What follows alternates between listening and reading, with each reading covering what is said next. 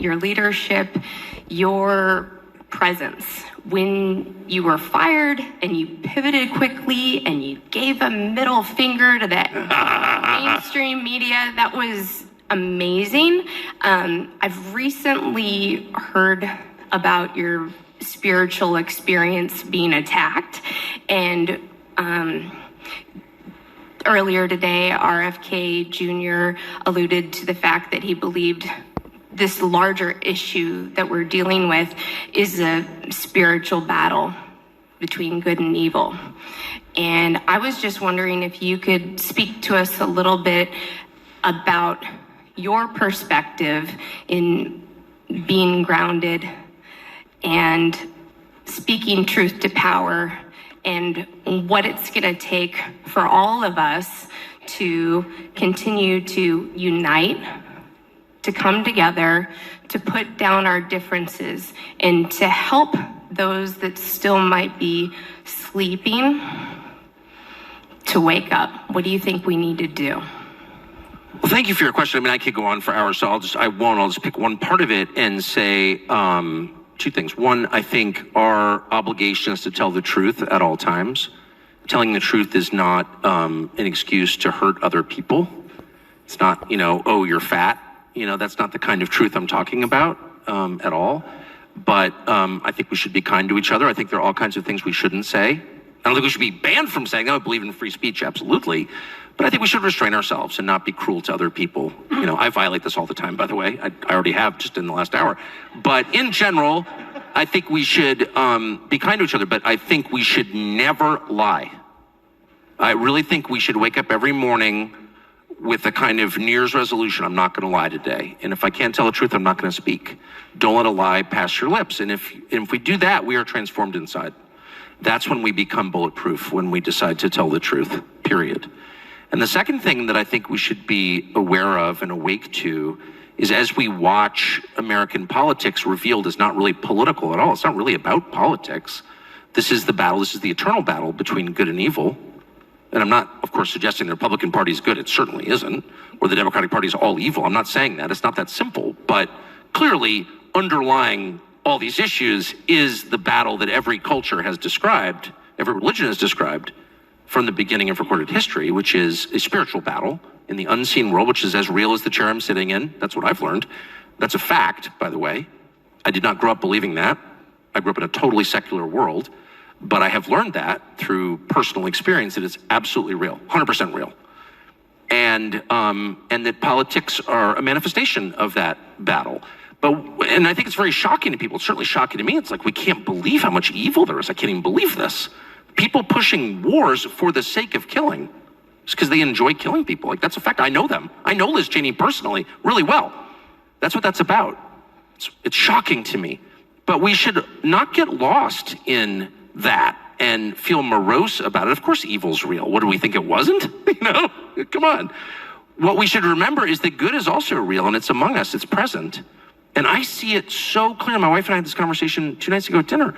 It's like, you think of all the relationships that you've lost. Every person in this room has lost relationships in the past 5 years. This country's been divided on purpose. And that has affected all of us at the level of even our families. But as my wife pointed out, and you can't say this enough, in place of those lost relationships arise new relationships that are rooted in truth, that are so much deeper. They're not shallow at all. They're not acquaintanceships. They're like almost like relations. Like I have conversations with people now who I've only known for 4 years that are deeper with conversations I had with people I grew up with or people I'm related to. It's insane. We're being compensated for our loss in the form of true unity with people. It is absolutely crazy. And that is a manifestation of the spiritual war that I'm describing. Like, that's the other side of it. And the number of people, and I won't even get into it at great length, but in one sense, the number of people I know who, like me, grew up on the coast in affluent secular world where, God was at best like an idea. Many of them on the left, including Bobby Kennedy and Tulsi Gabbard and a lot of others, who are all of a sudden like coming to realize, holy smokes, like they weren't kidding about this. Like, there actually is a God, and who are coming to a spiritual awareness, people who never thought they would come to that awareness at all, never even thought about it, who all of a sudden are and are joyful about it. It's crazy. There's something totally real happening. And I should end by saying I'm the last person. Like, I'm not here to represent Christianity. If I'm here to represent Christianity, Christianity will be discredited because I have not lived a life worthy of that faith at all. Pretty mediocre person, obviously. I worked in cable news, please. So it's not about me. It's just something that I have noticed. And it's absolutely thrilling. And there's a deeper unity. You saw the election results again. In the end, Trump got the votes of faithful Muslims and faithful Jews. What? And it's not even about Trump. It's about this moment is a moment of division, but also it's a moment of unity. And we should be really grateful for that. I am really grateful for that. Thank you. Tucker, thanks for being here. My name's Jill Homan, and really glad that we're talking also about faith. I was a delegate to the Republican National Convention from North Carolina, and so I was on the floor of the convention. And I just wanted to share, we had a briefing to our delegation from Susie Wiles beforehand, and I don't think the American public truly realizes how close to death President Trump was. And if he gave his traditional speech, he would have been shot. And what they shared is that at the last moment, he had decided to put up a slide about healthcare that gets very excited about, and he turned his head to point to a slide, and that slide is typically shown at the end of his rally. And this one time, he decided to put it up at the beginning of his rally, and he went and he turned his head to point, and it was at that moment that the bullet passed. And so many of us think it was the hand of God that was there present. And but my actual question to you is, when you left Fox News, we're having a lot of conversation today about opportunities. And what Jordan Peterson shared was selecting opportunity is also deselecting or selecting opportunities what not to pursue. And it's also what Sam Horton has shared as well. When you left Fox News, you, I'm sure, had many, many opportunities. And what I'm curious about is your thinking about how to select going forward the opportunity that you did select, and what sort of rubric or lens did you think about when you deselected or didn't select opportunities in the path you took and didn't take? Well, I would just say a couple things. One, I talked to Trump the night he was shot. And I was really struck for a guy who's often been derided as a narcissist. And I understand why people call him that, being honest. But he was not talking about himself. The night he got shot, that night in July, mid-July, he was, at least in my conversation with him, he was talking about the people in the crowd and how proud he was of them. No one was listening. It was just me and him. How proud he was of them for not running. And I thought, wow, it's incredible. I mean, I try not to be a narcissist. It's, it's an uphill battle. I would say for all middle-aged men, particularly for me. But I think if I got shot in the face, I'd be talking about me, and he wasn't. And I just thought, wow, there's something, I do think that changed him. I do. I think that I've talked to him a lot, and I think it changed him. So there's that. When I got fired, first, I've been fired a lot, so I've been fired enough that I'm always grateful for a little bit of public humiliation, because I think it's really important, particularly for men, particularly successful men. I think it's important to fail.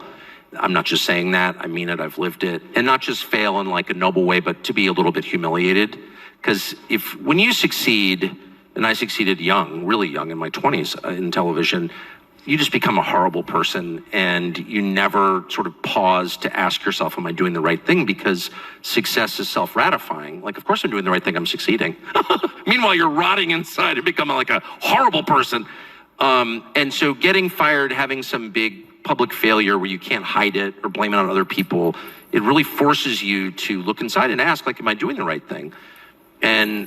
But by the time I got fired from my last job, it took me about less than a minute to be excited. My wife was thrilled. She was so excited I got fired. And as to what to do next, I'm not that guy. I'm an instinct player completely.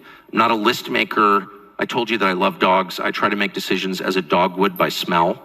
You often see dogs, like my dogs are bird dogs, and we hunt birds with them, and they don't know where the birds are, so they just run. And they're just like always, they're just sniffing the bird, but they're running the whole time. They're not walking looking for the bird. They're charging in, to the spruce looking for the grouse. And I try and live like that. Like I didn't know what I was going to do next, but I wasn't going to stop moving. I'm going to keep moving because I am afraid of entropy. I am afraid of and by this point, I'm in my 50s. My kids are out of college. I paid off my mortgage. I guess I could not work. I guess I don't have, crazy money aspirations. I was like, no, I'm going to keep working. I'm not exactly sure what I'm going to do, but I'm going to get up every morning and try to do something.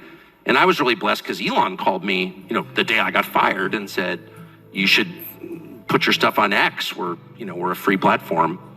I didn't take any money from him, for the record, but he encouraged me to do that, and I'm just so grateful. He changed my life by saying that. But even if he hadn't said that, I would have done something like that because I just think you should just keep moving and it'll become clear what you should do. But always keep your nose up, just sniff. If it smells bad, don't eat it.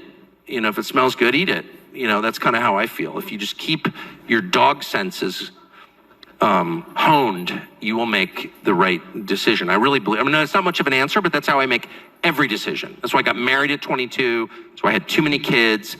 All the big decisions in my life have all been made on instinct, and that turns out to be the best way to make them.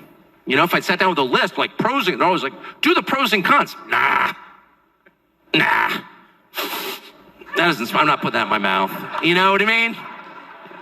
So that's worked for me. That's all I can say. Thank you.